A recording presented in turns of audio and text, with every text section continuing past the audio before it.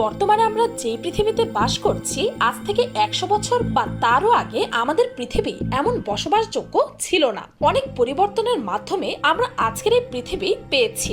এই পরিবর্তনের পেছনে অবদান আছে অনেক ব্যক্তিবর্গের, অনেক গোষ্ঠীর, অনেক জাতির কিংবা অনেক সমাজ ব্যবস্থার। তবে সবচেয়ে বেশি পরিবর্তন এসেছে যে খাতের মাধ্যমে, সেটি হলো বিজ্ঞান। বিজ্ঞানের সাথে আমাদের সম্পর্ক যেন একই সূত্রে গাঁথা। বিজ্ঞানের কল্যাণে আমাদের জীবন রয়েছে সুন্দর, সহজ আর গতিময়। বিজ্ঞানের নতুন নতুন আবিষ্কার এই পরিবর্তনশীল পৃথিবীকে দিয়েছে নতুন এক মাত্রা। এই পরিবর্তনশীল পৃথিবীকে সুন্দর করে সাজাতে বাংলাদেশের বিজ্ঞানীদের অবদানকেও ছোট করে দেখা যাবে না। আমরা কতজন বাঙালি সেসব কৃতি বিজ্ঞানীদের জানি বা চিনি, যাদের কারণে আমরা আজই সুন্দর বাসস্থান পেয়েছি? আমি জানি এখন আপনার খুব আগ্রহের সাথে বসে আছেন তাদের বিষয়ে জানার জন্য। তাহলে চলুন আজকে জেনে নেওয়া যাক বাংলার সেসব কৃতির সন্তান ও তাদের অভাবনীয় আবিষ্কার সম্পর্কে, যা কিনা পৃথিবীকে বদলে দিয়েছে। আমি 100% গ্যারান্টি দিয়ে বলছি, তাদের বিষয়ে জানার পরে আপনার বুকটা ভরে যাবে গর্বে।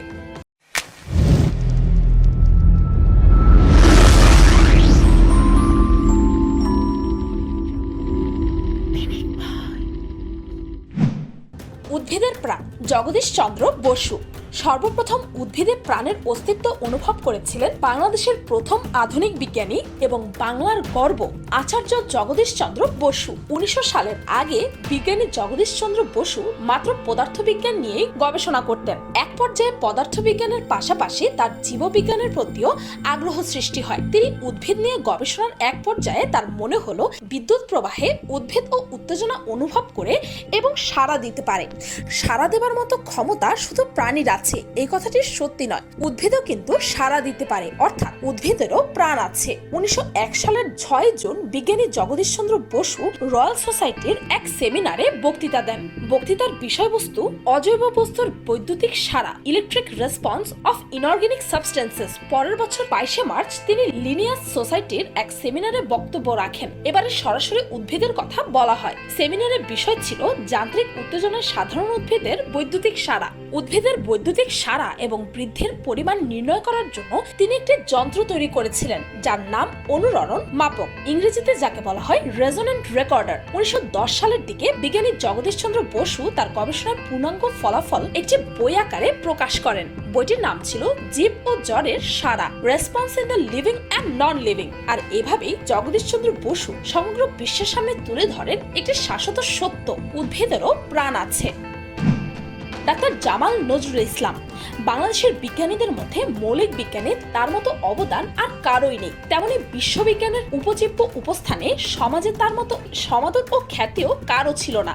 মহাবিশ্বের উদ্ভব ও পরিণতি নিয়ে মৌলিক গবেষণার জন্য তিনি বিখ্যাত ছিলেন। আইনস্টাইনের আপেক্ষিকতার তত্ত্ব, কোয়ান্টাম মেকানিক্স, কসমোলজি ও মহাবিশ্বের সৃষ্টির তত্ত্ব নিয়ে মৌলিক গবেষণা করেন the ultimate fate of the universe 1983 সালে। ডব্লিউবি পনরের সাথে যৌথভাবে করেন rotating fields in general relativity 1985 সালে, and introduction to mathematical cosmology 1992 সালে। আরও তার রয়েছে অফুরন্ত অবদান। এর মধ্যে জামাল নজরুল ইসলামের অনেক গবেষণা নিবন্ধ বিখ্যাত সব বিজ্ঞান জার্নালে প্রকাশিত হয়েছে। তার গবেষণা আইনস্টাইন পরবর্তী মহাবিশ্ব গবেষণায় বিরাট অবদান রেখেছে। তিনি এই ধারায় গবেষণা অব্যাহত রেখে পরবর্তীকালে লেখেন far future of the universe বা মহাবিশ্বের দূরবর্তী ভবিষ্যৎ। সৌরজগতের বিভিন্ন গ্রহ কখনো এক সরলরেখা এলে পৃথিবীর ওপর তার প্রভাব পড়বে কিনা তা নিয়েও কাজ করেছেন তিনি আর্থিকভাবে লোভনীয় চাকরি ছেড়ে 2 মেয়ে ও স্ত্রীকে নিয়ে দেশে ফিরে এলেন একেবারে নিজ জেলা চট্টগ্রামে। অতি দামি চাকরি ছেড়ে চট্টগ্রাম বিশ্ববিদ্যালয়ে গণিত বিভাগে যোগ দিলেন মাসে 3000 টাকা বেতনে।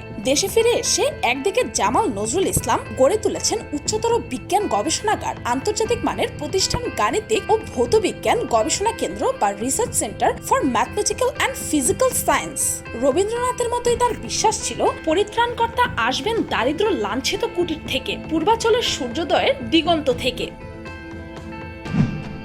ডাক্তার ডাক্তার মাকসুদুল আলমের নেতৃত্বে 2008 সালে দেশের 42 জন বিজ্ঞানী ও প্রযুক্তিবিদকে নিয়ে তৈরি স্বপ্নযাত্রা নামক একটি উদ্যোগের মাধ্যমে পাটের সিকোয়েন্স নিয়ে গবেষণার সূত্রপাত। পরে 2010 সালে নতুন উদ্যমে আবারও গবেষণাটি শুরু হয়। ঢাকা বিশ্ববিদ্যালয়ের প্রাণ রসায়ন ও অণুজীব বিভাগের 11 জন গবেষক ও ডাটা সফটওয়্যার 20 জন তথ্য প্রযুক্তিবিদ তথ্য বিশ্লেষণের কাজগুলো করেছেন। তার নেতৃত্বে ঢাকা বিশ্ববিদ্যালয়, বাংলাদেশ পাট গবেষণা ইনস্টিটিউট ও তথ্য প্রযুক্তি প্রতিষ্ঠান ডাটা সফটওয়্যার একদল উদ্যমী গবেষকদের যৌথ প্রচেষ্টায় 2010 সালের মাঝামাঝি সময়ে সফলভাবে উন্মোচিত হয় পাটের জিন নকশা। 2010 সালের 16 জুন প্রধানমন্ত্রী শেখ হাসিনা আনুষ্ঠানিকভাবে পাটের জিনোম সিকোয়েন্স আবিষ্কারের ঘোষণা দেন। গবেষণার তথ্য বিশ্লেষণ ও কারিগরি সহায়তায় পাওয়া গেছে যুক্তরাষ্ট্রের ইউনিভার্সিটি অফ হাওয়াই ও ইউনিভার্সিটি অফ সায়েন্স মালয়েশিয়ার কাছ থেকে। গবেষণার বিভিন্ন স্তরে প্রায় 2 কোটি তথ্য সংগ্রহ করা হয়। এই তথ্য ব্যাখ্যা করতে প্রয়োজন পড়েছে অধিক ক্ষমতা সম্পন্ন একটি মিনি সুপার কম্পিউটারের। 42টি কম্পিউটার একসঙ্গে যুক্ত করে মিনি সুপার কম্পিউটারটি তৈরি করা হয়। শাহজালাল বিজ্ঞান ও প্রযুক্তি বিশ্ববিদ্যালয়ের অধ্যাপক মোহাম্মদ জাফর ইকবাল ও ডাটা সফটওয়্যার ব্যবস্থাপনা পরিচালক মাহবুব জামান তথ্য প্রযুক্তি বিষয়ক কাজগুলো তত্ত্বাবধান করেন। স্পেকট্রোমিটার। ডাক্তার আনিসুর রহমান মানুষের শরীরের বিস্ফোরক জাতীয় কোনো উৎপাদন শনাক্ত করার যন্ত্র স্পেকট্রোমিটার। এক্স-রে মেশিনের মাধ্যমে এতদিন এই পরীক্ষা করা হতো। এই স্পেকট্রোমিটারের সাহায্যে এখন আরো সহজে এই বিস্ফোরক জাতীয় কোনো উপাদান শনাক্ত করা যাবে। এই স্পেকট্রোমিটারের আবিষ্কারক বাংলাদেশের একজন সফল বিজ্ঞানী ডাক্তার আনিসুর রহমান। মানবদেহে বিস্ফোরক জাতীয় উপাদান শনাক্ত করার জন্য অনেকদিন ধরে দেশে ও দেশের বাইরে গবেষণা চলছিল। ডাক্তার আনিসুর রহমানের বাড়ি বাংলাদেশের পাবনায়। বাংলাদেশ আণবিক শক্তি কমিশনে তিনি ছিলেন সায়েন্টিফিক অফিসার। যুক্তরাষ্ট্রের ইউসকনসিনে অবস্থিত মার্কিস ইউনিভার্সিটি থেকে পিএইচডি ডিগ্রি লাভের পর পেনিসিলভেনিয়ার অ্যাপ্লাইড রিসার্চ ফটোনিক্স কোম্পানির সিইও হিসেবে যোগদান করেন তিনি। কলেরার কারণ আবিষ্কার। ডাক্তার শাহ এম ফারুক ক্ষতিকর ব্যাকটেরিয়া থেকে কিভাবে মারাত্মক কলেরা হয় তার কারণ আবিষ্কার করেছেন বাংলাদেশের এক বিজ্ঞানী। আন্তর্জাতিক কলেরা রোগ গবেষণা কেন্দ্র বা আইসিডিডি আণবিক জেনেটিক্স বিভাগের প্রধান ডাক্তার শাহ এম ফারুক ও তার গবেষণার দল এই আবিষ্কারটি করেছেন। যখন বিশ্বব্যাপী কলেরার কারণ হিসেবে নতুন ধরনের ব্যাকটেরিয়াকে দায়ী বলে ধারণা করা হচ্ছিল, তখন গবেষক এই দলটি সাফল্য অর্জন করে। তারা বলেছিল ভিব্রিও নামের এক ধরনের ব্যাকটেরিয়া সংক্রমণে মানুষ আক্রান্ত হয় এবং অসুস্থ হয়ে পড়ে। এই গবেষণায় দেখানো হয়েছে কিভাবে অন্যান্য ব্যাকটেরিয়া ভিব্রিওর সংস্পর্শে এসে একে আরো কার্যকরী ও শক্তিশালী করে তোলে।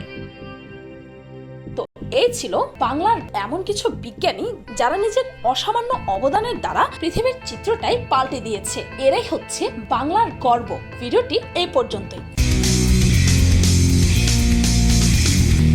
এই অসাধারণ ডিমের রেসিপিটি একবার খেলে মাছ মাংস আপনার খেতে ইচ্ছে করবে না।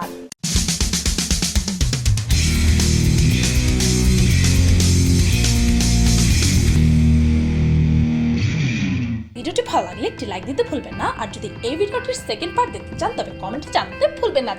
আর আমার চ্যানেলটিকে সাবস্ক্রাইব করুন প্রতিদিন এমন সব অদ্ভুত ও মজার সব ভিডিও দেখতে। আজকের মতো এই পর্যন্তই। দেখা হচ্ছে পরের ভিডিওতে।